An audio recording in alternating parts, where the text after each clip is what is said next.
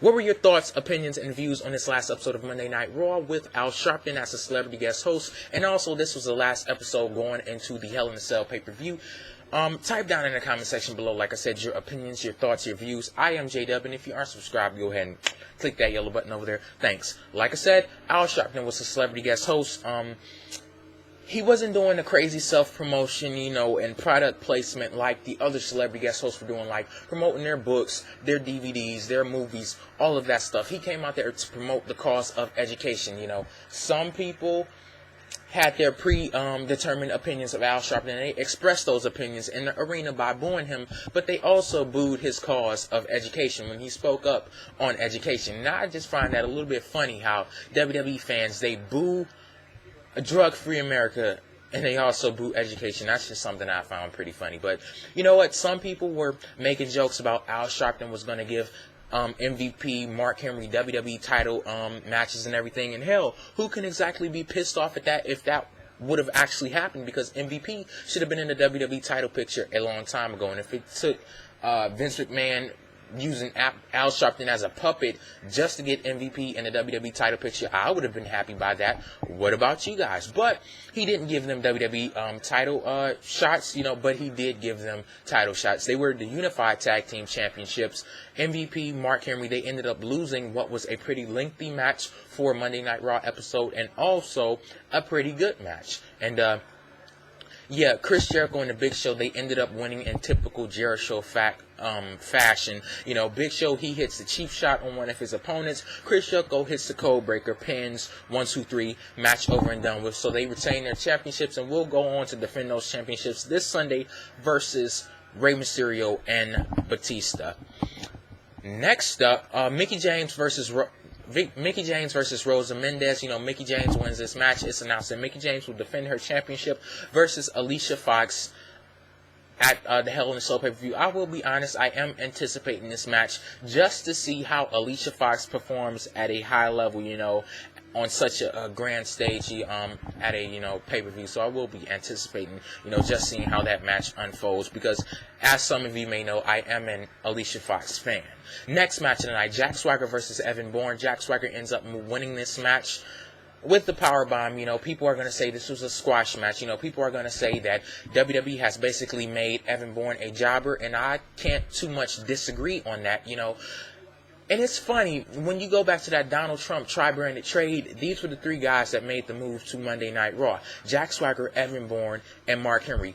Out of those three guys, I would have never expected Mark Henry to be the big, shining, bright light out of that trio. I would have thought that Jack Swagger and Evan Bourne, they're making a move from the small stage to the grand stage, and this is going to mean good things for them. But as I'm looking at it, it has not meant good things for them.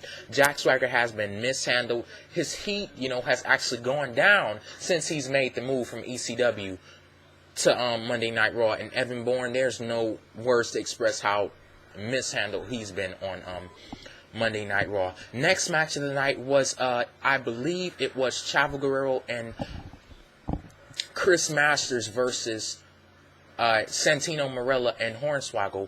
Chavo and Chris Masters, they end up winning this match. Whatever. Forget what went on during the match. After the match was over with, Chris Masters goes to put Hornswoggle in a master lock, and Chavo Guerrero all of a sudden decks Chris Masters and just walks off, and he looked a little bit confused. So I'll be paying attention to see what goes on with that. That was pretty weird.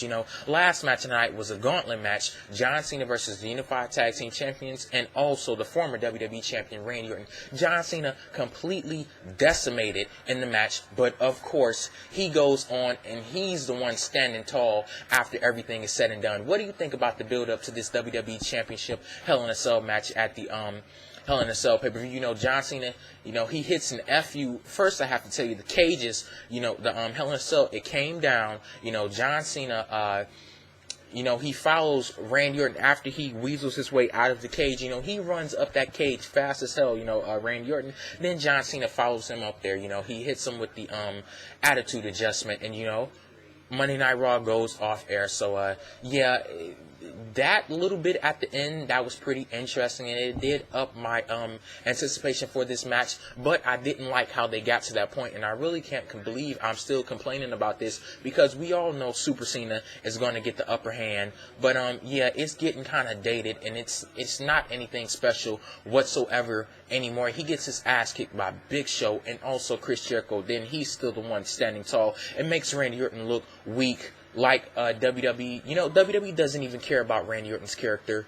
You know, I guess they don't give a fuck. They can bury him all the time, and then he's just gonna kick somebody else in the head or RKO some other old person, and they think everything is gonna be forgiven. But I don't think it's gonna be forgiven. But yeah, another thing that was pretty interesting in this episode: DX versus Legacy. I will say I'm a DX fan. You know, DX Mark, as some people will say. That whole promo between them sucked. That whole little skit, it sucked. And I'm not ashamed to admit it, because I think I know why. You know, I've been pushing them, praising them for being the best things on Monday Night Raw for these past couple of weeks. But you know what? I think they peaked too early. They've done everything that they could do, everything that they needed to do in this feud leading up to the Hell in a Cell match. And, you know, they didn't have anything to do this week, but the writers still needed those guys to be on TV. They still needed those guys to be, you know, interacting with each other, even though it wasn't a physical interaction, because, you know, DX ran to the ring, Legacy runs out of the ring. So, yeah, so it did suck. You know, the joking about the whole PG thing, that's getting kind of old, because, you know, a lot of the WWE fans do see that as a problem. It's not getting any better by the jokes, especially when the jokes suck. Like that joke did suck about the butt, and then I'm not even going to get into it. I'm pretty sure you guys heard it. But yeah, last episode of Monday Night Raw, what were your thoughts? I thought it was a pretty the show peaked at the beginning, and then it kind of, you know, went down and went up a little bit at the end. But yeah, it wasn't that all of a good episode, and you know, that's where I'll end this video. Let me know your thoughts. Peace out.